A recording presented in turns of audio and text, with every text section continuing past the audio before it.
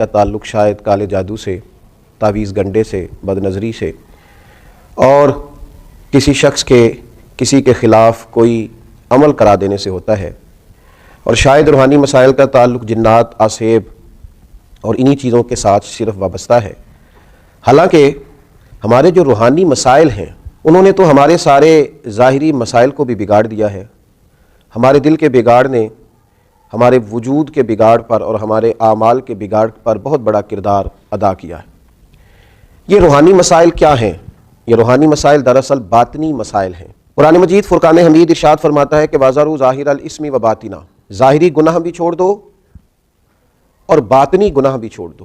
صاحب تفسیر ساوی اس کی تفسیر کرتے ہوئے فرماتے ہیں کہ ظاہری گناہ تو انسان کے یہ ہے نا، جیسے معاذ اللہ کسی نے قتل کر دیا، ڈاکہ ڈال دیا، بددیانتی کر لی، خیانت کر لی، اور باطنی گناہ یہ ہے کہ اس نے حسد کیا، تکبر کیا، بغض رکھا، بدگمانی کی، برا سوچا، اپنے دل کے اندر اس نے کینہ پروری کی۔ یہ سب وہ باطنی گناہ ہیں جو انسان کے دل کو بگاڑ دیتے ہیں، اس کے باطن کو میلا کچیلا گدلا کر دیتے ہیں۔ انتہائی خوبصورت، نفیس، پڑھے لکھے، صاف ستھرے، سمجھدار، اچھے گھرانے کے لوگوں کو یہ باطنی گناہ اس طرح کا بنا دیتے ہیں کہ وہ ایک خود غرض انسان بن جاتا ہے، اس کا رویہ انسانوں کے حق میں انتہائی بد اخلاقی کا ہو جاتا ہے۔ یہ جو باطنی گناہ ہیں، یہ جو باطن کے میل کچیل ہیں، حضرت سیدنا امام غزالی رحمۃ اللہ علیہ فرمایا کرتے تھے ظاہری اعمال کا باطنی اوصاف کے ساتھ خاص تعلق ہے۔ فرماتے ہیں اگر باطن خراب ہو جائے تو ظاہری اعمال بھی خراب ہو جاتے ہیں، اور اگر باطن اجلا ہو، خوبصورت ہو، صاف ستھرا ہو، عاجزی والا ہو، انکساری والا ہو، خیر خواہی والا ہو، اللہ کے بندوں کی محبت والا ہو، اچھی سوچ والا ہو، اس کے اندر یہ ساری خوبصورتیاں موجود ہوں تو پھر انسان کا باطن بھی سنور جاتا ہے۔ ہمارے دلوں کے اندر بعض ایسی چیزیں ہوتی ہیں جو ہمارے لیے انتہائی خطرناک ہوتی ہیں۔ حسد کا سادہ معنی جو ہمارے ہاں کیا جاتا ہے وہ جلنا ہے۔ تو مجھے بتائیے جو آدمی جل رہا ہوگا وہ سکون کیسے پائے گا؟ بغض کا معنی دل پر کسی کے لیے بوجھ رکھنا بھی کیا جاتا ہے۔ تو جب اپنے دل میں کسی کے لیے بوجھ رکھا جائے گا، تکلیف محسوس کی جائے گی، تو کیا انسان قرار پائے گا؟ تکبر کا معنی یہ ہے کہ آپ نے اپنے آپ کو بڑا جانا، کسی کو چھوٹا اور حقیر سمجھا، تو جب ہر وقت آپ اپنی بڑائی ہی کے چکر میں پڑے رہیں گے تو کیا دل کو قرار آئے گا؟ تو یہ وہ باطنی اور روحانی مسائل ہیں جو سامنے والے کا تو شاید کچھ نہیں بگاڑتے، لیکن اپنے آپ کو وہ تکلیف میں، اذیت میں، پریشانی میں مبتلا کر دیتے۔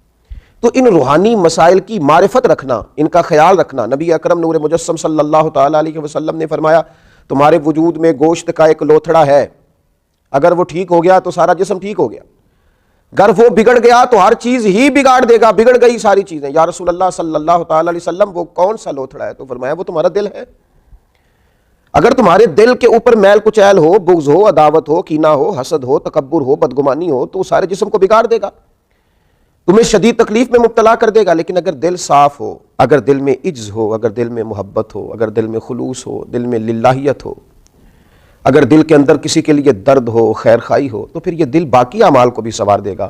اسی لیے امام غزالی رحمۃ اللہ علیہ فرمایا کرتے تھے کہ دل ایک تنے کی طرح ہے، درخت کا جو تنا ہوتا ہے اس کی مانند دل ہے۔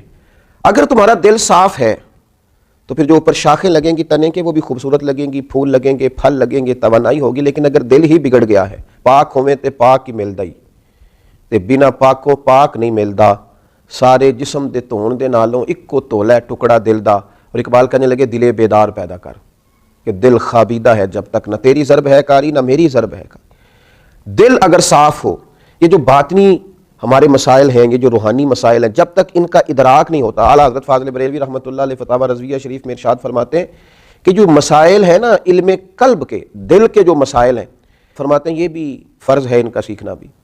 کون سے مسائل؟ فرماتے ہیں جیسے تواضع سیکھنا، جیسے توکل سیکھنا، جیسے اخلاص سیکھنا، اس طرح باقی مسائل سیکھنا فرض ہے، یہ بھی سیکھنا فرض ہے۔ اور فرماتے ہیں جس طرح بہت سے حرام چیزوں کی معلومات ہونی چاہیے کہ یہ ٹھیک نہیں، یہ منع ہے، یہ درست نہیں ہے، اس سے اللہ رسول ناراض ہو جائیں گے، اسی طرح جو محرمات باطنیہ ہیں، یعنی تکبر ہے، ریا ہے، عجب ہے، حسد ہے، ان کی معلومات ہونا بھی ہر مسلمان کے لیے فرض ہے۔ اور پھر آگے چل کے آپ ارشاد فرماتے ہیں عظیم روحانی پیشوا سلسلہ قادریہ کے عظیم روحانی بزرگ اعلیٰ حضرت فاضل بریلوی رحمۃ اللہ علیہ ارشاد فرماتے ہیں جس طرح پنجگانہ نمازوں کی فرضیت جاننا ضروری ہے، اسی طرح حصول اخلاص کا علم ہونا بھی ضروری ہے، اس لیے کہ ہر عمل کی صحت، ہر عمل کا ٹھیک ہونا، اللہ کی بارگاہ میں قبول ہونا اخلاص ہی کی بنیاد پر ہے۔ اگر اخلاص کی معلومات ہی نہ ہوں گی تو یہ وہ روحانی مسئلہ ہے، یہ وہ روحانی مسئلہ ہے جو تمام اعمال کو ضائع کر دے گا۔ اکارت ہو جائے گی کی ہوئی ہر ایک نیکی۔ پھر آپ ارشاد فرماتے ہیں جس طرح حلال و حرام کا علم ہونا ضروری ہے، اسی طرح ریاکاری کا پتہ ہونا بھی ضروری ہے۔ فرماتے ہیں بڑے بڑے عابد ہیں، بڑی بڑی بہترین عبادت ہے، پر اپنے دکھاوے کی وجہ سے، ریاکاری کی وجہ سے اس عبادت کو ضائع کر لیتے ہیں۔ اعلیٰ حضرت فاضل بریلوی رحمۃ اللہ علیہ فرماتے ہیں جس طرح ظاہری اعمال، ان کے فرائض سنن واجبات کا جاننا ضروری ہے، اسی طرح انسان کے لیے خود بینی اور حسد کے مسائل کا جاننا بھی ضروری ہے، اس لیے کہ حسد تو اعمال کو کھا جاتا ہے جس طرح لکڑیاں کھا جاتی ہیں۔ یہ جو روحانی مسائل ہیں، یہ جو اندر پنپ رہے ہوتے ہیں، اور امام غزالی رحمۃ اللہ علیہ فرماتے ہیں اس میں تخصیص نہیں کہ یہ تکبر، حسد، بغض، عداوت صرف جہلاء میں ہوتا ہے، کہتے ہیں یہ پڑھے لکھے لوگوں میں بھی ہوتا ہے۔ اس میں تخصیص نہیں کہ یہ صرف غریبوں میں ہوتا ہے، یہ امیروں میں بھی ہوتا ہے، یہ صرف نادانوں میں نہیں ہوتا، سمجھدار لوگوں میں بھی ہوتا ہے۔ ان اعمال کا جاننا، ان کا حساب کرنا، یہ بڑا روحانی موسم ہے رمضان المبارک کا۔ اس مقدس موسم کے اندر جہاں ہم اپنے ظاہری اعمال پر توجہ دیں گے، جس طرح ہم اپنے نماز کو ٹھیک کریں گے، وضو کو ٹھیک کریں گے، جس طرح زکوٰۃ ادا کی جائے گی، اسی طرح روزہ ایک باطنی عمل ہے جو اللہ اور بندے کے درمیان راز ہے۔ تو روزے کے باطنی عمل کے ساتھ ساتھ ہم اپنے باقی اعمال پر بھی توجہ کریں کہ ہمارا دل کہیں حسد کا شکار تو نہیں، بغض کا شکار تو نہیں، عداوت کا شکار تو نہیں، بدگمانی کا شکار تو نہیں، عجب کا شکار تو نہیں۔ اگر دل کے اندر یہ ساری بیماریاں ہوں گی تو یاد رکھیے گا سارے اعمال کے باوجود، ساری نیکیوں کے باوجود انسان نہ قرار پا سکے گا، نہ وہ نیکیاں اللہ کے حضور قبول ہوں گی، نہ اسے کوئی فائدہ ہوگا۔ اپنے ان روحانی مسائل کے حل کے لیے سب سے پہلے کوشش کی جائے، اپنے باطن سے ان قدورتوں کو، ان بیماریوں کو، ان چیزوں کو سب سے پہلے نکالا جائے۔